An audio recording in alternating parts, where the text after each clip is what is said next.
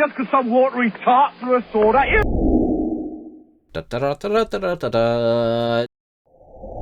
Oh. Hello. Hello. You know, every time I try to do a British accent, it devolves into bad Australian. Tut tut. Shall we have some tea? Today, I will have you know I am drinking decaf coffee. Decaf. If I was drinking decaf, I'd be asleep right now. I am drinking my special Tetley double strength iced tea. Oh, I do like a Tetley tea. If I drink much caffeine, then my heart beats faster than a twin-operated rabbit in spring, so I try to stay away from caffeine. See, if I drink 4 times the caffeine recommended for adults, my heart rate gets up to about normal. Well, you should have that checked. That's not healthy. All right. Well, hello, fellow humans. What are we doing today, John? Oh, dear, we're going to do a little music reacting there, Dave. Well, that seems like what this is. And today, I'm just going to go ahead and say up front that that music is a stretch. Yeah, you viscerally reacted when you told me what song we were doing, and that made me laugh and way more interested in doing this song. Well, someone convinced me that this was lyrically a song that you would enjoy. And I listened to it, and I thought to myself, I would have turned this off 15, 30 seconds into it. And I guess the reason why is it sounds too much like the new prog rock, like prog metal, and it sounds like they're just trying to sound like every other prog metal song. Well, this is some solid gatekeeping, so I look forward to listening to it. I'm just letting you know. I mean, you may say, hey, that's a rockin' tune. I love that. I'm going to play it the next time I eat steak. I don't know. I have no idea what you're going to say. I just know that if I never hear this song again, this moment, it'll be just fine. This is the strongest reaction I've ever seen you have to a song you've showed me. I have such a high regard for Rush. I have such a high standard I put them on. That when they did, and Yes is the same way. Like, somebody derided me by I mentioned in Close to the Edge or another video, I forget which, that the Union album's a bit of a stinker.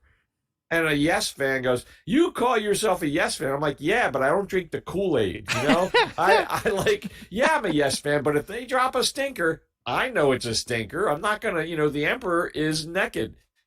What's going on here? Well, I will reserve judgment for actually hearing the song, obviously. So, wow, I'm sorry if I've tainted your view here.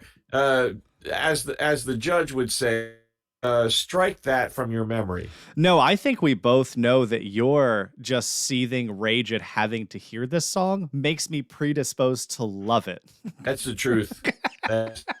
You've primed me. Yeah, you've primed me to be more into this song. I can't wait till you speak of the accolades and you go on and on about how awesome that fill was. And whenever you're ready. Oh, let's do some trivia. Let's delay the moment just a little bit longer, can we? Sure. Hey, get up and go to the bathroom while you're listening. Well, multiple choice there, Dave. Your choices are the oboe. Okay. The bass drum. Mm-hmm. Or a washboard. Those are very different things. All of them, very different things. Imagine that Jiminy Cricket loses his ability to chirp in a sad and grisly wishing accident. Mm-hmm. If he wants to imitate his old method of chirping, what instrument should he use? The washboard. That is correct, sir. Yeah. Crickets chirp by rubbing a serrated wing against an opposing wing. So Jiminy should get a washboard and call it Zydeco. I saw a video many years ago where they actually got a close-up slow-mo of a cricket chirping. It's very interesting the way it works. Huh? And mostly what's interesting to me is not even just that it works and how it works, but how loud it is. Yeah. The amount of volume they get is incredible given the size of what's being rubbed together there.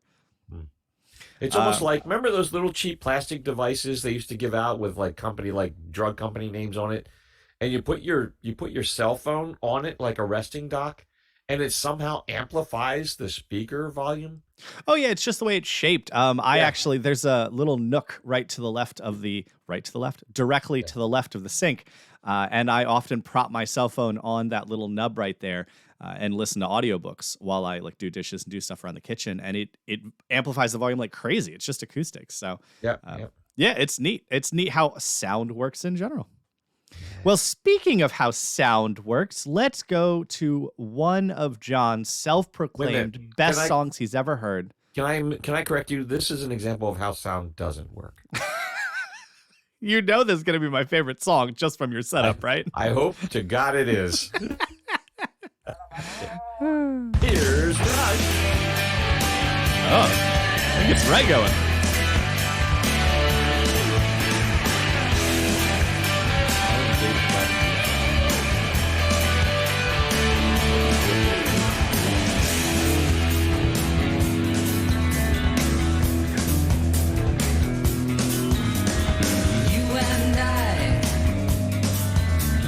Strangers by one chromosome, slave to the hormone, body and soul, in a struggle to be happy and free, swimming in a primitive sea.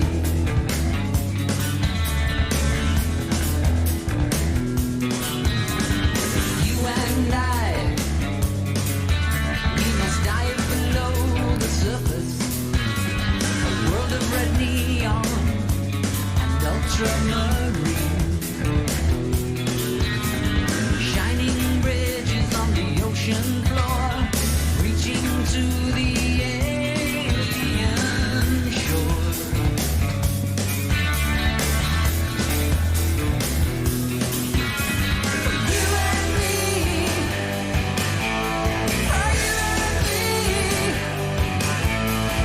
You and me, sex is not a competition.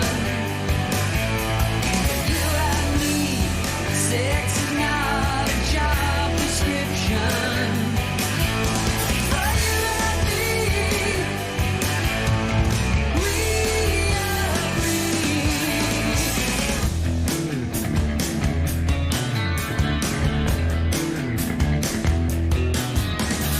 You and I, we are pressed into these solitudes, color and culture, language and race, just variations on a theme, islands in a much larger stream.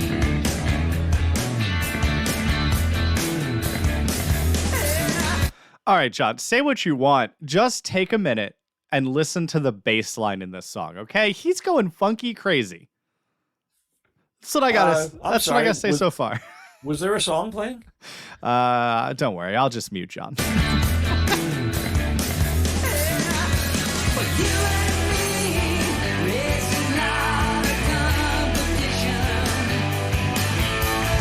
You and me, race is not a definition. For you and me, we agree. Reaching for the alien shore.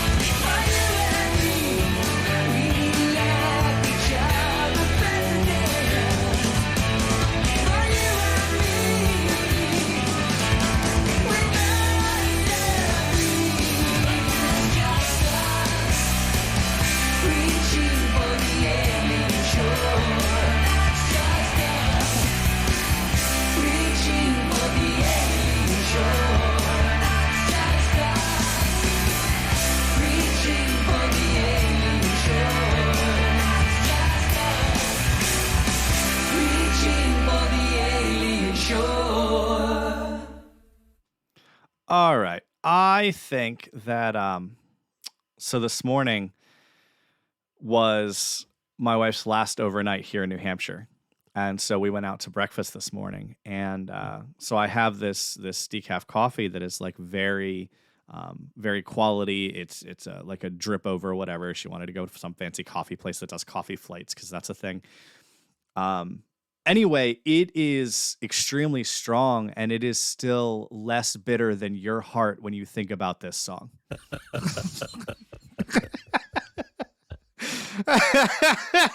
Well, I don't think it's a bad song at all. okay. It's perhaps I exaggerated a little bit. I think on a re-listen, John, perhaps you did exaggerate a bit. Now, perhaps I exaggerate. You know what? I think where my issue is that there's always singing in it. I mean, there is an instrumental break. I was about to say there's literally an instrumental. Words. It's like words. Get out of the way. I'm trying to hear music. So I on listen, I do think that bass line was fantastic. Yeah, it was. That was a killer bass line. Thank you. Could you argue that it is no 2112? Of course you can. Most all of Rush that's not 2112 is not 2112. That's the truth. Remember, the last thing we released is, the last thing that's on the channel we both listened to this morning for the replay, right? Mm-hmm. Is Close to the Edge. Yeah, and you come off of Close to the Edge, and then I listen to that, and I'm just like, But this is not supposed to be a 19-minute epic. And you know what? I always tell you, reset your palate, and I did not reset my palate. So, first of all, I apologize. It wasn't a bad song. Love it. I am so thankful that this song got so highly recommended because I guarantee you I never would have gotten to hear it if it wasn't. Because it wouldn't have made it past you. And now you had to give it a listen. No, that's not true. I mean, there's been songs that got votes, and I'm like, I don't know about this one. And it got played, it's the votes. It's the votes.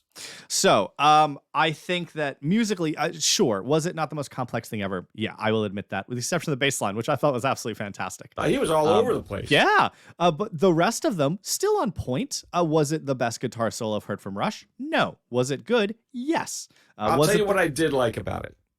Go on. In particular, I did like that they combined the acoustic with the electric at the same time. Now, I don't know how they would ever do that in concert, but they do combine the acoustic and electric at the same time in there, and the acoustic is subtle in the mix but present, having its resonance present but not on top, and it was an interesting mix. I liked it. Lyrically, I really liked the song lyrically. I don't know if since you dislike it, I don't know if you ever. I was mostly reading during the lyrics part, but go ahead. I was mostly reading the lyrics and listening to the song. The lyrics are actually dope. I think that it's very much about how we're all in this together. I think that is the crux of this song.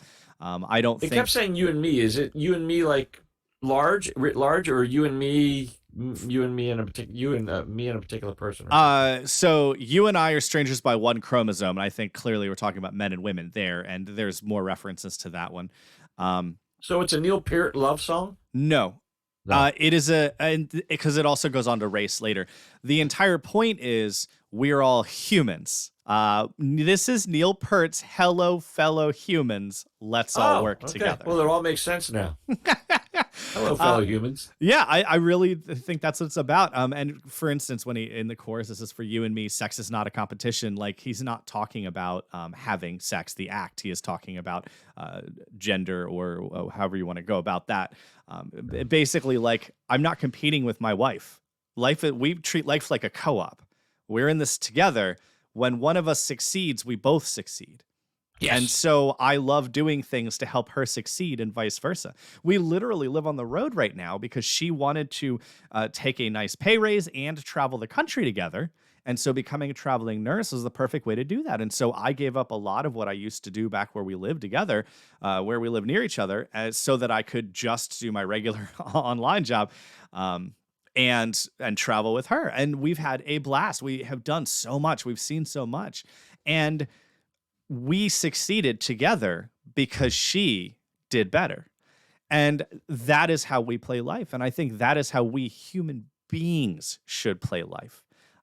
even later when he talks about race. And I think there's a big difference between race and culture. I think culture is far more impactful than race. There are people, obviously, and unfortunately, we're seeing more of them in this world right now that do care about nothing more than the color of your skin. But I think differences when it comes to making friendships or working alongside each other side by side, I think culture plays a large role in that, and the color of your skin plays practically zero, unless you are a racist, and then you have made decisions that we will never see eye to eye on.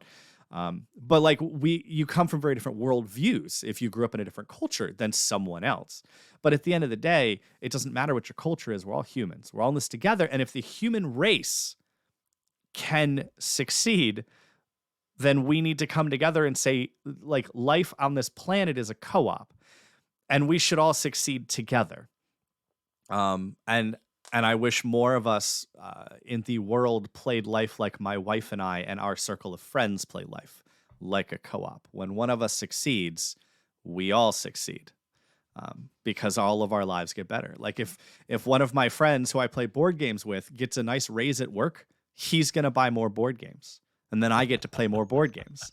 Like, and when you just start looking at life like that, you realize I'm not competing with him.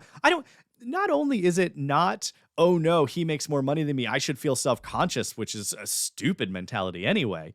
But my life directly gets better if he gets a raise at work. So like I live in this bubble of friends I've surrounded myself with on purpose, that we all view it as, I root for you. I will do anything I can. I will be your reference. I will, whatever, because if you succeed, the group succeeds. So that is what this song is about to me, very much. And he's talking about, alien shores as the metaphor toward of reaching out to someone who is not like you. So that is how I take it. Good as time as any, Dave, to announce your off the tip of New Jersey. There's a small island that is going to be opening soon as the Dave Commune. Oh, if only. That's my actual dream. It's funny. Every time I read one of those stupid articles that's like, oh, millennials are trying to live together in large houses. And I'm like, yeah, that's because everything's not affordable and we have to go in on things together. But at the core, like, that's what I want. My literal goal, what I'm doing right now, is actively talking with multiple friends. And we're looking at pieces of land to buy together so that we can all build a house on it and not worry about HOAs or greedy landlords or any of that stuff. And because everything's so expensive, like, unless we can find a couple of acres and go in on it together, I can't buy a piece of land and then also have money to clear it and build a house. But if 3 or 4 of you buy a couple acres of land, now the expense of everything is shared and everything becomes so much less expensive. Putting in the road that would connect all the houses is way less expensive than just me paying for a driveway. Having utilities run, like, all of it, everything about it becomes cheaper if you go in on it 3 and 4 ways instead of by yourself. So also, just walk over to my friend's house, which is dope. I firmly believe in communal living. Have a communal garden. Like, it's hard to hate someone you have to look in the face. And the more we build communities and stop with this, my land, my flag, my whatever, the better off the world will be. That is what I have to say about that, John. And said it again, Dave. You said it again.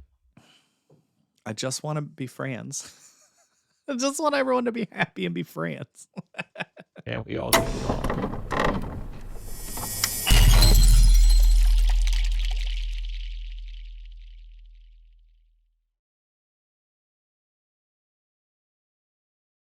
That's the end?